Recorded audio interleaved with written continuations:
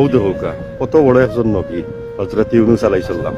উনার রোজাটা দেখোকা চাই কিরকম দেখতে লাগে, একবারে নিরিবিলি রে ভাইয়েন, কোনো মানুষের জামজট নাই, দেখোকে একবারে নিরিবিলি।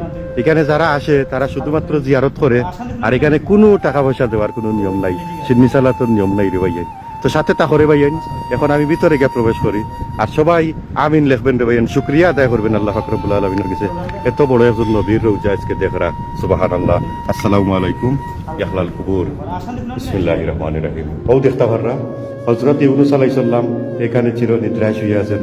আপনারা দেখতে পারতেছেন, আমি আশাবাদী আপনারা শেয়ার দিয়ে অন্য মুমিন মুসলমান ভাই বোনদেরকে দেখার সুযোগ করে দিবেন, এটাই আমার দাবি তাহলে ভাইয়েন। ও দেখতে পাররা এত বড় একজন নবী আল্লাহ পাক রব্বুল আলামিনে আজকে দেখার তৌফিক দান করছেন এখানে হযরত ইউনূস আলাইহিস সালামের রোজা।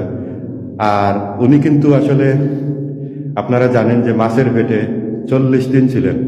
আলহামদুলিল্লাহ, মাশাআল্লাহ, আল্লাহ পাক রব্বুল আলামিনের হুকুমে উনি কিন্তু জিন্দা ছিলেন। আর উনি জিন্দা কেন থাকবেন না, উনি একজন নবী। একজন নবীর কতটুকু মূল্যায়ন আল্লাহ পাক রব্বুল আলামিনের কাছে আছে, সুবহানাল্লাহ। এত বড় একজন নবী উনি কিন্তু আজকে দেখো উনার কবর কিভাবে একদম সাধারণ ভাবে আছে, সুবহানাল্লাহ। আল্লাহ পাক রব্বুল আলামিনের কাছে লক্ষ কোটি শুকরিয়া জানাই, এত বড় একজন নবীর কবরটা আপনারা দেখার সুযোগ করিয়া দিয়েছেন। আমিন আমিন।